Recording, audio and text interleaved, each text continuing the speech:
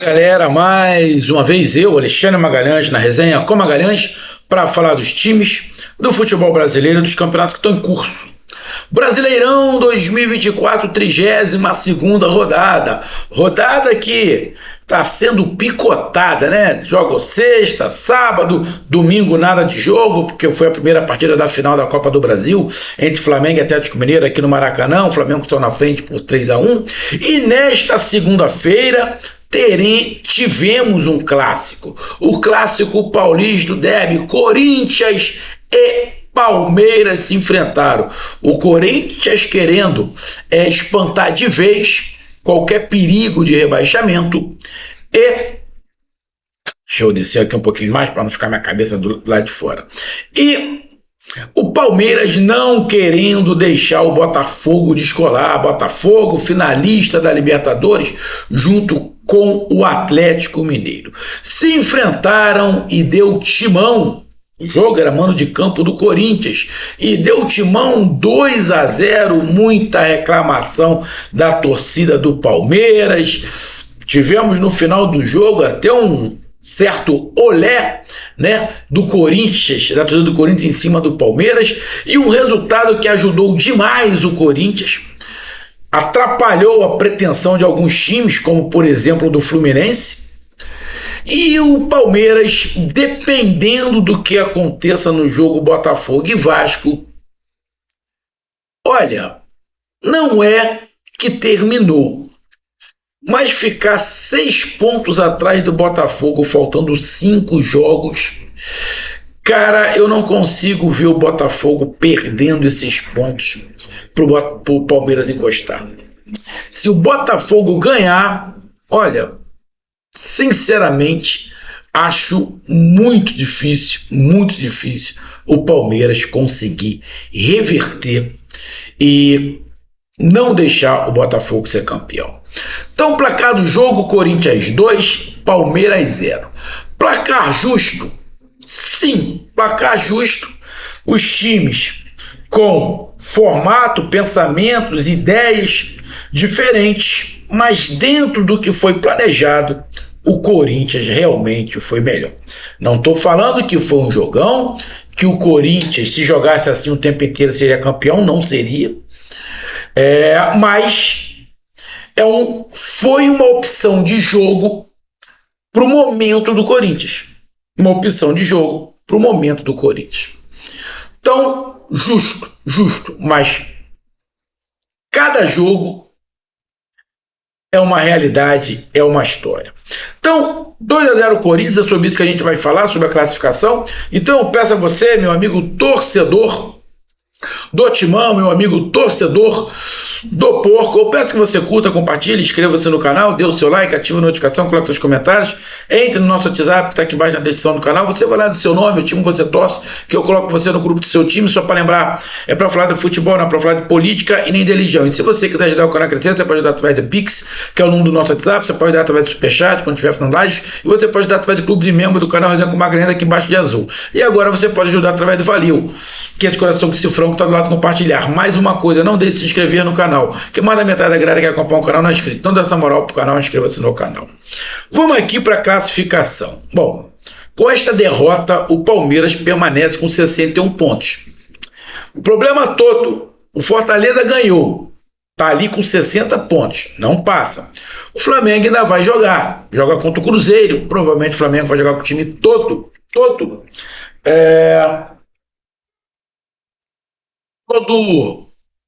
reserva, porque o Flamengo tem a decisão domingo, que pode ser campeão da Copa do Brasil. Então, o Flamengo ganhar do Cruzeiro lá vai ser mais complicado com o time todo reserva. Palmeiras, se o Flamengo ganhar, o Flamengo chega a 58 pontos. Aí o Palmeiras começa a correr risco também com a galera que está atrás, de perder até a posição do segundo colocado. Mas em relação ao título, o Palmeiras tem que torcer contra o Botafogo. O Botafogo tem que perder para o Vasco. O Botafogo vai ter que fazer muita força para perder para o Vasco. Não é que o Vasco esteja tão ruim, não é. O Vasco está aqui na 9ª colocação, 43 pontos. Porém, tem uma diferença hoje bem substancial do que joga o Botafogo para o que joga o Vasco da Gama. A tendência é o Botafogo ganhar, tá? Mas tudo pode acontecer. Eu não acredito muito que o Botafogo perca para o Vasco, mas tudo pode acontecer. Então o Palmeiras vai ter que ficar agora secando o Botafogo, secando o Flamengo para não encostar, secando o Internacional também para não encostar. Essa vai ser a missão do palmeirense nesse restante de 32ª rodada.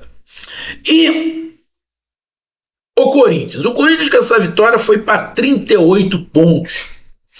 Passou o Fluminense, está na 13ª colocação.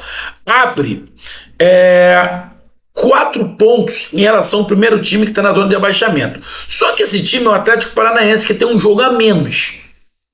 Tá? Então vamos colocar ali, deixar com esses 34 pontos. Está nesse momento a 4, ou seja, na próxima rodada que o Corinthians perca, não entra. E o próximo jogo do Corinthians é um jogo muito importante, que ele vai pegar o Vitória, que também tem 38 pontos. Então o jogo é decisivo, e essa partida contra o Palmeiras, essa vitória para o Corinthians foi de suma importância. Imagina o Corinthians jogar contra o Vitória, ter o Vitória como adversário, que está brigando contra o abaixamento também, vindo de uma derrota, seria mais complicado. Então o Corinthians vence, e aí passa o Fluminense, dá uma complicada no Fluminense, coloca uma pressão maior no Bragantino. O Criciúma, que ainda vai jogar, que pode passar o Corinthians, né? Se ganhar o jogo, mas tem um jogo muito difícil contra o Internacional lá.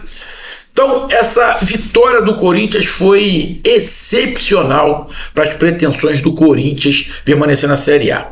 Não dá para falar, com essa vitória o Corinthians não cai mais. Não dá. Eu já vi uns 2 comentaristas falar isso. Mentira.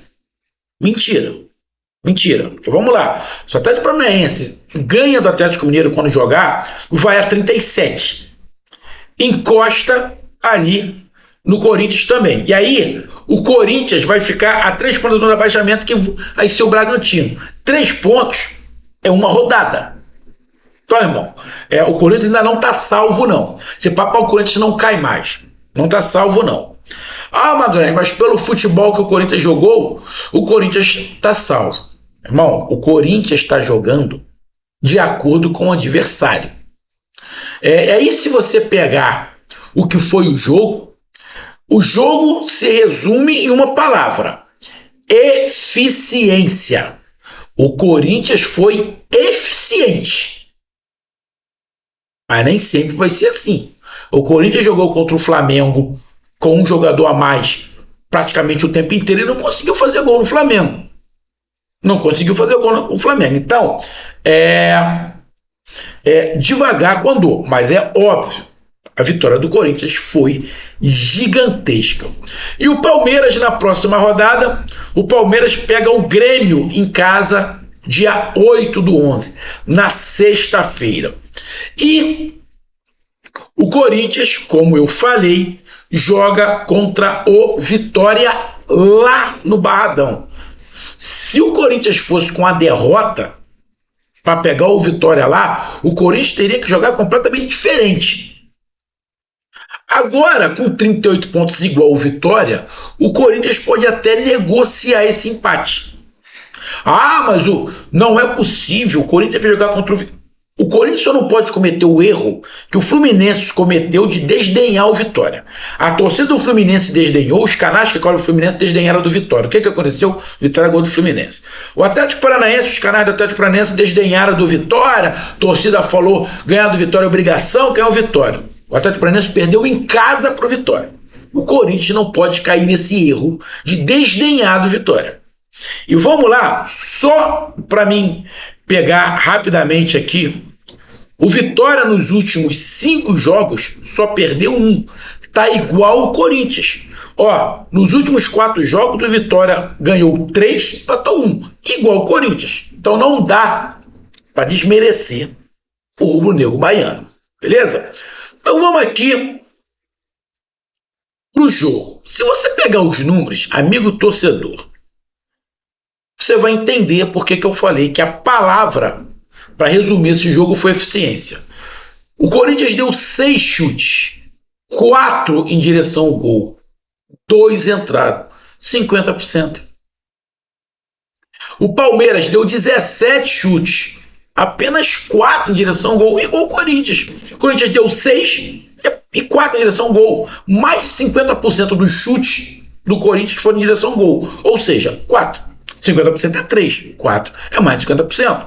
E o Palmeiras deu 17 chutes, só 4 em direção ao gol. O Palmeiras teve 60% de posse de bola.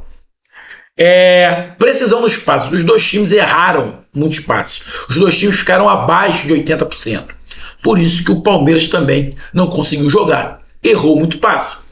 Faltas. Corinthians fez mais, fez 18, Palmeiras 13, cartões amarelos, 3 para o Palmeiras e 2 para o Corinthians, vermelho nenhum, impedimentos 4 para o Palmeiras e 1 para o Corinthians, escanteios 9 para o Palmeiras e 2 para o Corinthians.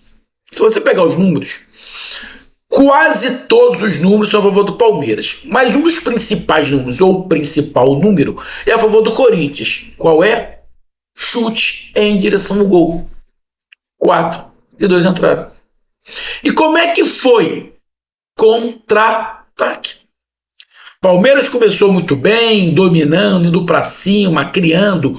O Hugo Souza fez mais uma vez grandes defesas. O goleiro Hugo salvou o Corinthians de tomar gol. E aí vai o que eu estou falando. Um jogo de cada vez. Quando o seu goleiro se destaca a todos os jogos, é porque o negócio não está tão bom assim. Porque o goleiro não é para se destacar a todos os jogos. Se o goleiro se destaca a todos os jogos, algo está de errado. Mesmo o Corinthians jogando atrás no contra-ataque. Tomou muito susto e se não é o goleiro, o Corinthians tinha tomado pelo menos um gol. E aí eu vou dar aqui a opinião sobre o goleiro Hugo. Ele é muito bom goleiro, todo mundo sabe. No Flamengo, ele se deslumbrou, ele assumiu a titularidade e se deslumbrou. Agora tem um detalhe, amigo torcedor do Corinthians. Esse Hugo, que tá vibrando pra caramba, o cara tá eufórico, toda a defesa ele grita. Cuidado que isso é teatro. O Hugo não é assim. A gente aqui do Rio conhece o Hugo. Ele é de outro jeito. Então, cuidado que ele está fazendo teatro. Tomara que esse teatro não atrapalhe ele, porque ele tem tudo para ficar como camisa 1 do Corinthians durante anos. Caso o Corinthians consiga comprar ele, né? Parece que eu tenho o papo aí que parece que vai pagar à vista, paga coisa e tal. Porque no Flamengo, apesar de ele ser um grande goleiro, e na fase que ele está, acho até que ele tomaria a posição do Rossi, né? Se os dois começassem a duelar ali para ver quem é o melhor. Mas acho que no Flamengo ele não teria chance agora. Talvez não tivesse chance. Então, para mim, o melhor para o Hugo é ficar no Corinthians. Essa é a minha opinião. Mas o Hugo salvou o Corinthians. O Corinthians foi muito preciso nos contra-ataques. Não ficou muito com a bola. No primeiro tempo, então, o Palmeiras foi melhor, criou, o Hugo fez 2 ou 3 boas defesas no primeiro tempo. Teve o domínio ali territorial, tomou o campo do Corinthians. O Corinthians ficou jogando atrás, esperando o contra-ataque. E fez 2 contra-ataques de almanaque. Um no primeiro tempo, com o gol do Galo, e o outro no segundo tempo, com o gol do Yuri Alberto, que está fisicamente muito bem, o Yuri Alberto, fisicamente. E teve outros contra-ataques. Teve mais ou menos uns 3 ou 4 contra-ataques, além dos gols, eu estou lembrando um outro do Yuri Alberto, que ele bota na frente e o Everton consegue pegar. O gol que ele faz, o Everton parece que erra o tempo da bola, né? Ele sai correndo atrás da bola, parece que ele erra o tempo da bola, ou a bola corre muito, não sei o que foi que ele errou o tempo da bola. O Yuri Alberto que deu um tapa pro lado, conseguiu. O Yuri Alberto fez mais ou menos o que a gente não tem nem comparação, mas alguns gols que o Romário e o Ronaldo Fenômeno fizeram, tá? De dar aquele tapa tirando do goleiro e na velocidade. O Yuri parece que fisicamente está muito bem e está com muita velocidade. fisicamente muito bem, obviamente que ajuda. Então, no primeiro tempo, o Palmeiras fez um primeiro tempo, não vou falar ruim, mas também não foi um primeiro tempo ótimo, porque estava faltando um pouco mais de imaginação para o Palmeiras, e alguns jogadores do Palmeiras não estavam bem. O Estevão estava tentando ali, mas estava ficando muito encaixotado, porque a marcação tá em cima dele. O Rafael Veiga tentava correr de um lado para o outro, mas também ficou encaixotado no meio. Quem apareceu bem no primeiro tempo foi o Rios. Felipe Anderson, e nada, é a mesma coisa. O centroavante também não viu a cor da bola. Ou seja, alguns jogadores do Palmeiras muito abaixo. E aí sobrecarregou o Estevão no ataque, sobrecarregou o Rafael Veiga. O tanto que do meio para frente, depois das substituições, só ficou o Veiga. Ele trocou geral. Então, no primeiro tempo, o Palmeiras não fez um primeiro tempo tão ruim, mas faltou eficiência e faltou alguns jogadores aparecerem mais. E aí, no final do primeiro tempo, tem um contra-ataque. E aí o Garro faz 1-0. A partir de 1-0, o Palmeiras parece que sentiu e o Corinthians deu uma acalmada e ficou mais dono da situação. E no segundo tempo, o Corinthians, mais dono da situação, mais confiante também, mesmo o Palmeiras indo para cima, parece que o Palmeiras foi meio desorganizado. O Palmeiras foi tipo time com uma tecla só tem um tipo de jogada. E o Corinthians, mais uma vez, no contra-ataque, sai o gol com o Yuri Alberto. E aí, com 2-0, irmão, o Corinthians, que já estava inflamado, dono de si, muito confiante, toma um sufoco ali do Palmeiras, mas um sufoco que eu vou te dizer, um sufoco calculado, um sufoco que o corintiano sabia que ia ter.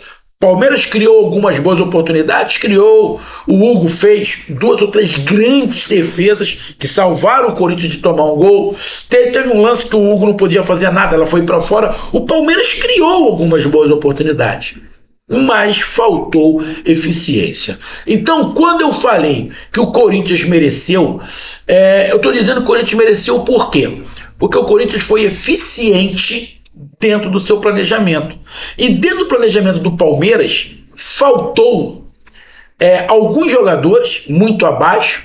O time, taticamente, não conseguiu encontrar soluções para quebrar o esquema do Corinthians. E aí o Abel ainda tentou, colocou Rony, colocou Dudu, mas aí você coloca esses caras que já foram titulares, que já foram muito campeões com o Palmeiras, os caras que não estão jogando direto, não, é difícil, é muito difícil. E aí tem um detalhe, cara, tô vendo muito torcedor do Palmeiras falando, pô, estamos agora na época das vacas magras, só ganhamos o Campeonato Paulista. Amigo torcedor do Palmeiras, aqui no Brasil nunca vai existir um time com hegemonia para sempre. 2023, parque rival do Palmeiras, o Flamengo não ganhou título nenhum. O Flamengo até agora também só ganhou o Campeonato Carioca. Está perto de ganhar a Copa do Brasil? Mas ano passado foi o Palmeiras que ganhou o Campeonato Brasileiro. Ou seja, a diretoria do Palmeiras tem erros e acertos. A diretoria do Palmeiras, desculpa, não quer acabar com o Palmeiras, igual eu escutei alguns falando. Houve erros, contratações que não deram certo. Tem que fazer uma retomada, tem que fazer para 2025. Liberar alguns jogadores que têm salários muito caros e contratar outros. Fazer uma remontada. Muito parecido com o que o Flamengo fez. Se você pegar o arquival do Flamengo, o arquival do Palmeiras do Flamengo, se você pegar daquele time de 2019, 2020, você tem ali o Bruno Henrique, o Gabigol, o Gerson, Arrascaeta, Bruno Henrique, Gabigol e Arrascaeta. Calma aí. Bruno Henrique e Gabigol, Gerson e Arrascaeta. E agora o Felipe Luiz, que era, mas é técnico. O restante do time é todo diferente, pô. O time é todo diferente. Tem que dar uma remontada. E o Palmeiras precisa disso. Então, a vitória do Corinthians, dentro do que se propôs, realmente foi justo. Então tá aí a minha análise, um grande abraço, até mais, valeu, tamo junto, fui!